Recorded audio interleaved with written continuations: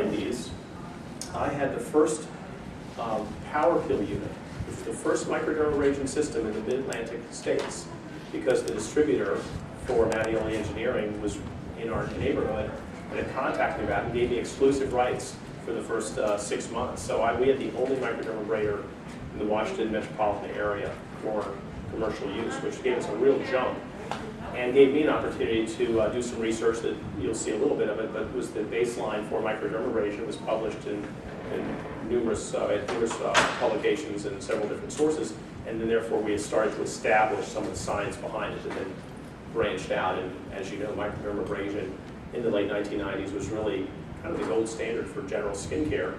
It was non-ablative. And so it was kind of it surely got me quite a few trips and accolades for it. And then when the hydrodermabrasion process became more viable, it just was natural for me to take some of the work that we had done earlier and build on that, because we had the early controls and we had the models set up to do the research. So should I get started, Greg? Did you want me to get started? Go ahead. Okay. So with all that being said, those of you who are familiar with the tower see it here. But the hydrodermabrasion process combines crystal-free microdermabrasion. Of course, that was one of the advances from the original crystal microdermabrasion process, to get rid of the crystals. And then to combine that with the pneumatic application of a serum that would be rich in certain different materials. You could have acids, you could have antioxidants, kind of pick it as you choose. For the series of studies that we undertook, we wanted to take a look at the anti-aging process, so we wanted to look at antioxidants. As everyone knows, in the past 7 or 8 years or so, antioxidants have really taken off in terms of not only patient demand, I guess, but also availability, and I think an increase in their efficacy and purity. I think that none of us are stunned by the fact that we can wander through the different booths downstairs and see just about everybody has antioxidants in their products. And to the point where I think I've even seen it in cereal. As I said yesterday, I'm sure we'll find it in toilet paper soon. So it is everywhere. And in fact, it's in most of our foods, of our phytogenic foodstuffs. So the natural concept in trying to understand skin health was to kind of take a look at an overall view of how we actually treat skin. And so those of you who are estheticians or in the skincare market know that there's not one modality that handles skin. Multimodal therapy has been demonstrated repeatedly to be beneficial and to result in optimal skin health. And so what are those three different types of treatment modalities? Well, there's mechanical energy, there's chemical energy, and there's light energy. And several of you have already stated that you have several of these modalities, if not all of them, in your spas and salons. For the last 20 or so years, it's been shown scientifically that mechanical stimulation or abrasion can stimulate collagen formation. We can see that ourselves just by looking at our hands when we do work and pick things up repeatedly. We see calluses form. Calluses are not a very pleasant form of collagen deposition, but on the other hand, if you can modify it and regulate it, this sort of mechanical application, you can stimulate collagen in a positive way. We know that chemicals, for example, have been used for millennia. Different acids being used to treat the skin, treat the faces in positive ways. And of course, we also know that you can do damage to the skin by using the wrong acids in the wrong fashion. So chemical energies work by basically having these the chemicals being absorbed into the skin, and then the energy that's released by chemical reactions can either harm or cause proliferation of certain skin cells to stimulate collagen formation. And finally, of course, we're familiar, at least within the last couple decades, of light sources. Light sources come in many different flavors. Of course, we have lasers, which are coherent light sources, one wavelength only, very powerful, be very directed, and again, can be very beneficial and potentially deleterious. Intense pulse light, broadband light, generally over 500 to 1200 nanometer wavelengths, which can target many different chromophores concurrently, and again, can have very good positive effects, but there's very strong energy at times, and I will show you later, can have some deleterious effects as well. And finally, we have low-level light sources that are being used for wound healing, LEDs for stimulation of what we call photomodulation, actually stimulation of different enzymes within the mitochondrial system, cytochrome C system primarily, that kind of increase the cell's natural energies. So that's how LEDs generally work when we're trying to stimulate different metabolic processes. So with that background in mind, I'd like to kind of walk through the hydrodermabrasion, HydraFacial process, starting with some slides from my early years looking at microdermabrasion. And this here shows a control slide, being a slide, and this is tissue taken before any treatment whatsoever. It's called a Meson trichrome stain. It's not your traditional H&E stain you'll see later. And it's primarily highlighting this light blue collagen layer in the Gren zone, which is between the epidermis here and the dermis, deeper in the skin, and these blacker little threads, which are elastin fibers. And after a series of 6 microdermabrasion treatments, what you can see is this increase in collagen underneath the epidermis. You can see the epidermis is more basal, meaning you see more mitotic figures, things like this, where you're starting to see cells divide more rapidly, more actively. And you see these elastin fibers are now plumper, thicker, and they're more numerous. So we see more fibroblasts under these cells in the skin. They've been stimulated by the mechanical effects of the dermabrasion process. They come into the dermis, they lay down collagen.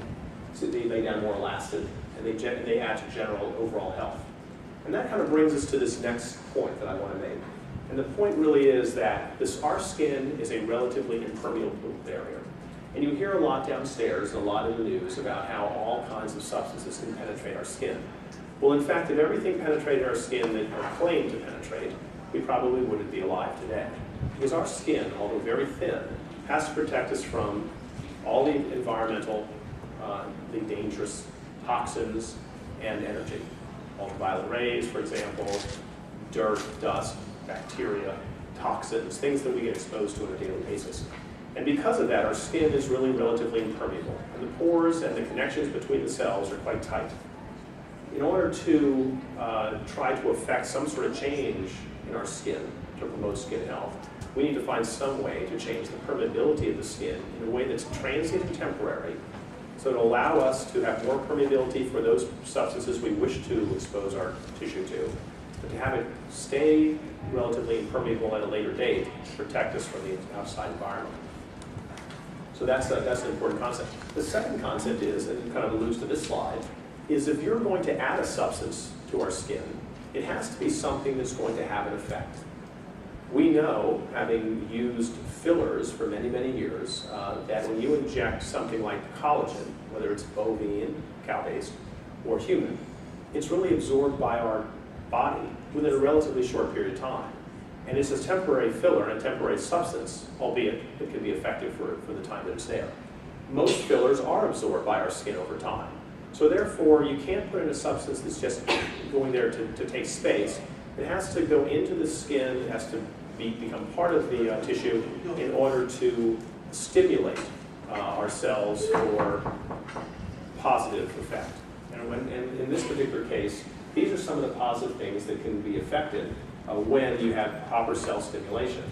This is a study that came out in 2005 that really looks at, for example, the microdermabrasion process and how it, although using only mechanical stimulation, stimulates a variety of things at the nuclear level. These transcription factors are factors which will go on to help produce proteins to stimulate cell activity. Likewise, the cytokines and the metallometal matrix proteases also are enzymes that are necessary for skin architecture restructuring. And of course, pro-collagen mRNA is the base mRNA for collagen development. So, as I mentioned initially, we want to change the permeability, and how can we do that? Well, Lee, in a couple of studies, showed that you can change the actual permeability of the skin and increase the flux, or the ability of a material to cross over the skin, by 20-fold when you microdermabrate it. So when you microdermabrate the skin, you actually increase its permeability transiently and allow certain molecules to penetrate. And all these molecules, the hydrophilic molecules here, vitamin C, one of them, and of course the polyphenolic antioxidants being others, and that's what we're looking to study here. So what is an antioxidant, since we have a mechanism now in which to change the permeability of the skin, and I've already told you it's essential to have some sort of product that's going to stimulate the skin or protect it in some way, we decided to look at the antioxidants because that's, as I mentioned, we're on the highlight now, I think, of our mass media frenzy, but also because it's the simplest, most efficacious way to take simple compounds and use them properly. So an antioxidant is an enzyme or other organic substance that primarily slows down and prevents the oxidative process. And what oxidation is a chemical reaction that transfers electrons from one substance to another. And unfortunately, when you oxidize a material, you can damage it because you change the structure. And that structure, when it's in the cell membrane, can become very problematic when it's changed, because you can change the entire cellular structure and damage our cells. So you can damage the cells both at the membrane level, and when you have enough of these free radicals or electrons bouncing around inside the cells, you can actually damage the cells in their mechanical processes, much like throwing a wrench into a bicycle chain or something. So what we want to do is try to prevent that, and the antioxidants have been shown, obviously by their name, antioxidants, to prevent oxidation. And these are some of the properties that we see kind of from both externally and both internally. We see that antioxidants, they're anti-inflammatory in nature. They decrease edema and erythema. They prevent other antioxidants from being depleted. That's very important because we have multiple antioxidant systems in our skin. The vitamin E system, one of the most important at the stratum corneum level. We reduce the free radicals, of course, because they sweep them up. You prevent what I mentioned, this lipid peroxidation, this peroxidation of the lipid membranes in the cells, which can lead to cellular destruction. We can have immune regulation, and probably something that's we're seeing more and more of as we are exposed to more and more ultraviolet radiation and see more and more potential sun damage and skin cancer formation. Hypothetically, if you decrease DNA damage, you might even decrease the chance of having skin cancers and therefore be anti-carcinogenic. So the polyphenolic antioxidants abound in nature. This is just a list of several of them we're exposed to on an almost daily basis. Of course, you might say, when do you get exposed to Japanese horse chestnut seed? Well, you do when you get a HydraFacial treatment. And that's one of the reasons why it's in their antioxidant line, because it has a very, very high concentration of polyphenolic antioxidants. Chocolate cherries, red wine, which we all enjoy on a daily basis, still have some, although again, to point out that when you ingest these orally, they're not nearly as effective as when you put them on topically, and especially topically after you change the permeability of the skin. This is a polyphenolic antioxidant. You've probably heard about the whole red wine scenario, where red wines have a very high level of resveratrol, which is a polyphenolic antioxidant, although it's very expensive, something under like $1,000 a kilogram, because it's hard to process and hard to crystallize. But this is a phenol ring right here. It's a benzene ring with a hydroxyl chain, hydroxygluconine, and then when you put a chain of them together, we call them polyphenolic antioxidants. And these are measurable in the skin, which is nice because of their chemical nature. But once we kind of established all the parameters, the guidelines, and tried to understand in the office and our kind of clinical laboratory, as you will, what we need to know to move forward, then the key is to set up a series of experiments, if you will, or studies, if you'd like to call them that, to give some credibility and scientific basis behind the process. And so the very first study itself was to validate the hydrodermabrasion process. And we did this by taking 10 volunteers. The average age was 42, which seemed to be about right for facial rejuvenation. We gave them 6 treatments each at 7 to 10 day intervals, which is approximately what the average person can handle with normal skin. There are some people who were not included in this group, elderly patients, people on maybe some medications that make their skin more fragile, and you may have to treat them at a longer interval, but not for the purpose of me setting up these studies. I'm just trying to answer questions that might come up as we go. These are healthy people with no contraindications toward any sort of skincare. They weren't on medications that affected them. And they were exposed to the HydraFacial treatment, which in this particular case was the combination of the dermabrasion process and the pneumatic application of an antioxidant-rich serum. Epigallocactin, by the way, is one of the ingredients in tea, and we find this in green tea, and we find it in white tea, and it's a very potent antioxidant also. Ursolic acid is seen in rosemary, and these compounds are all in the antioxidant mixture. They're all very powerful antioxidants, and they were perfectly chosen for this set of studies. We obviously wanted something that would be very powerful as we could make it, so we could see some changes. When we took biopsies of the skin and photographs before and after treatment, we measured the antioxidant levels by using an optical device that was able to pick up on the antioxidants because of their unique carbon-carbon double bonds between the phenolic rings. And patient surveys were taken in this study just to see what the patients felt. And then, of course, we asked them to avoid retinols, hydroxy acids before and after the treatment period. These are some of the results from this study. As you can see, in every case, the baseline parameters, whether it's epidermal thickness, 50 microns, papillary dermal thickness, 290, these are Raman intensity counts. That's the unit of measurement we had with this device to measure the antioxidant level. And the number of fibroblasts in the normal skin. So in other words, what this means is if I were to take a tissue sample from your skin, your facial skin, look at it under a microscope, 100 times magnification, I would, 20 times magnification, I would find 4 fibroblasts per high power per field.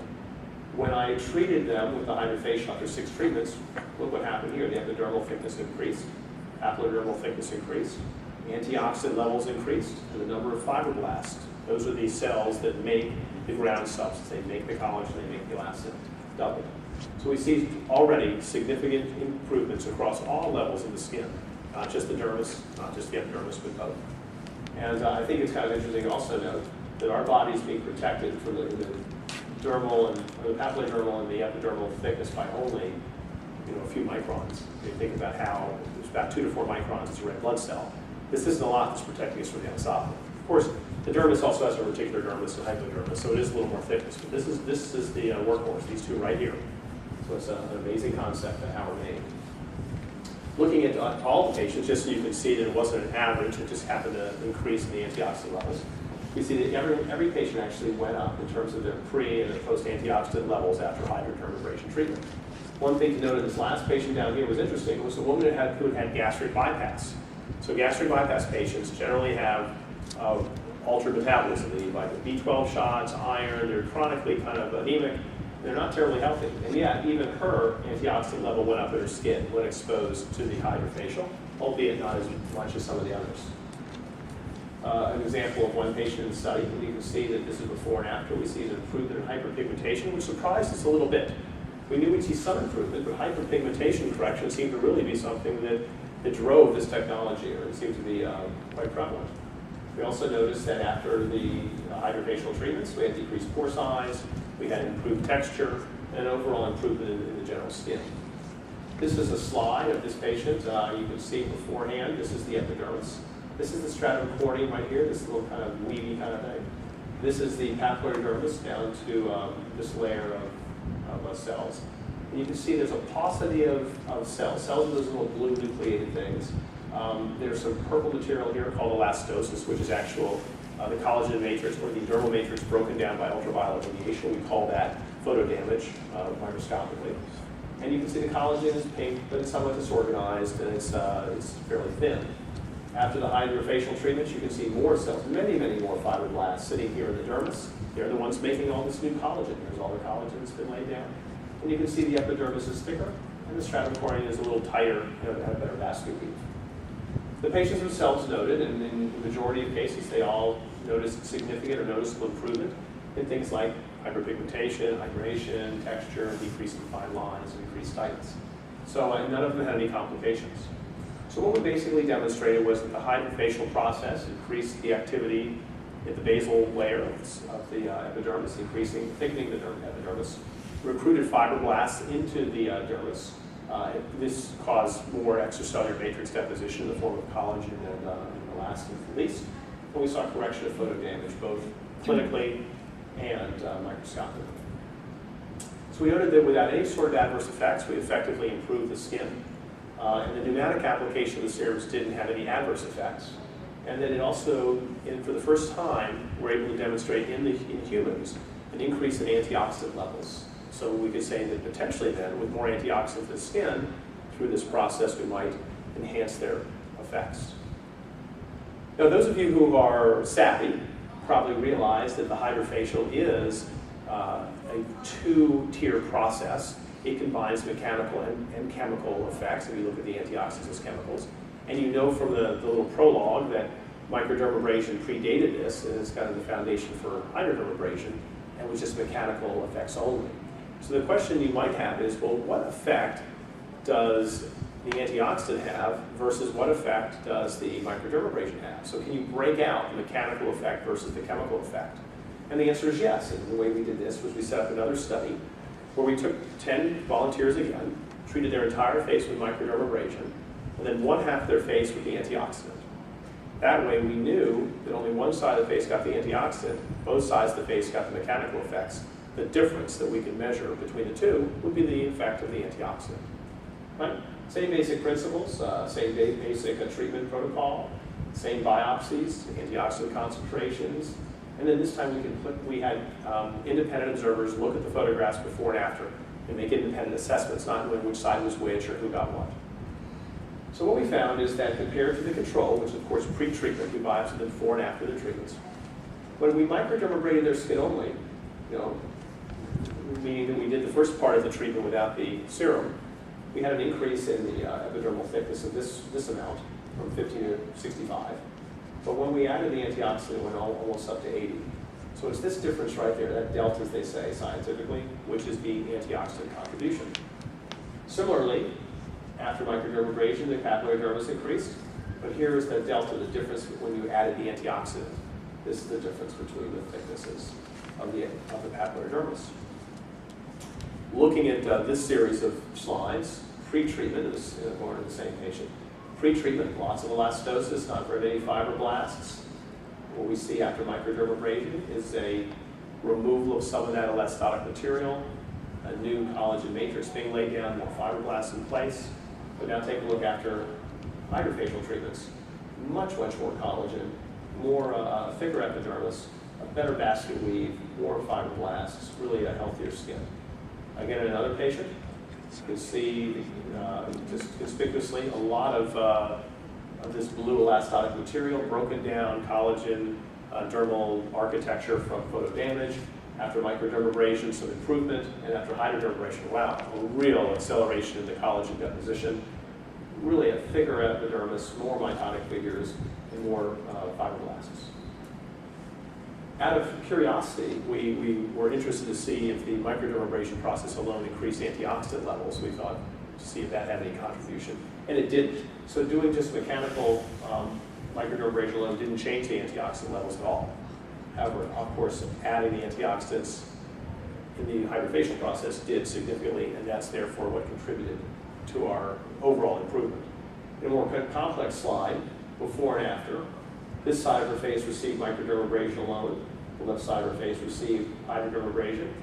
And you can see that both of these right pictures show improvements relative to the pre-treatment left side. But subtly, after the hydrodermabrasion treatment, we see improvement relative to the microdermabrasion treatment. And if you look carefully, it's not so subtle. You see improvements in the pigmentation. You see the skin looks tighter, your skin's a little shinier. The increase in the shininess factor is something very common after any sort of treatments because we see a better, more homogeneously aligned collagen matrix, and that reflects the light better, so people who get treatments do shine a little bit more. And then in this is a statistical analysis looking at changes from baseline being 0, meaning that whatever they were before treatment was 0, and then if they noted positive effects, they deviated from the baseline. Positively and negative effects, they would go negatively. Clearly, both microdermabrasion and HydraFacial treatments showed improvements in all of these parameters, but the greater improvement with the hydrodermabrasion here seen in that burgundy color is evident across all of the different parameters. So this again is that difference between hydrodermabrasion and microdermabrasion, which would say to me, and I'm sorry the woman in the back left early to see, I guess was looking, she knew about microdermabrasion, interested in the difference, and left before she could see it. This is the difference. This study right here shows you why, if you have a microdermabrasion machine, and I did some of the original work on it, so I'm a believer in that process. As it fails, or if you just are ready to kind of increase the efficacy and what you can deliver to your patients, you just need to just move up to the next generation. So the fact is that hydrodermabrasion does represent the next generation of non-ablative skin resurfacing, in the sense that it's a step up from microdermabrasion alone. And really, there shouldn't really be any traditional microdermabrasion machines on the market anymore. This has been out long enough now that, in my opinion, all of the machines ought to have the capacity to infuse or expose the skin to serums that either have antioxidants in them or if you want to use them for other purposes, like chemical peels and things, or other forms of chemical energy. You get cellular synergism when you combine both chemical and mechanical effects. We see fibroblasts recruited, we see antioxidants add to hydration, which is one of the big things that we noted in all the patients, so they were much, much better hydrated. We know that the antioxidants protect lipid membranes, collagen fibers, other enzyme systems, so if there's more of them available, clearly you're going to have improved skin health. Once we finished that series of studies, we started looking for other applications, and as I mentioned to you before, when you think about skin rejuvenation, you think about mechanical, chemical, and light. Well, the last tripod, if you will, was light. And while we were all trying to figure out how we could incorporate a protocol so that we could use maybe lasers or intense pulse light with the hydrodermabrasion process, right about that time, an article came out from Switzerland that kind of, I think, surprised and stunned the dermatology world a little bit. It stated that, in fact, there are deleterious effects following IPL. IPL can generate between 2,500 joules per square centimeter of energy, up to 5,000 in short bursts. And in fact, a group in Switzerland demonstrated that after IPL exposure, skin showed increased peroxidation of the lipid membranes, and also increased thymine dimers, which are signs of DNA breakdown. So people thought, wow, maybe we shouldn't be quite as aggressive with our IPL treatments. Maybe there are some potential adverse effects with IPL. And we thought, wow, this is exactly what we're looking for. We think that we can combine the light energy now with our well-documented and described mechanical, chemical combination of the HydraFacial. And now we might be able to do two things. Not only will we have a nice multimodal therapy, we can hopefully demonstrate that we can possibly blunt the adverse effects, the deleterious effects of IPL, and possibly enhance the positive effects. The next two studies really looked at that. So to try to prove that, that concept, we took, in the first study here, or study number 3 for the HydraFacial, 10 volunteers. We treated their faces to 3 IPL treatments spaced over 3 weeks, just like we would do normally for anti-aging. But this time, we also interwove a series of 6 HydraFacial treatments on the left side of their face only. So we had an IPL side only, and then IPL plus antioxidant on the other side.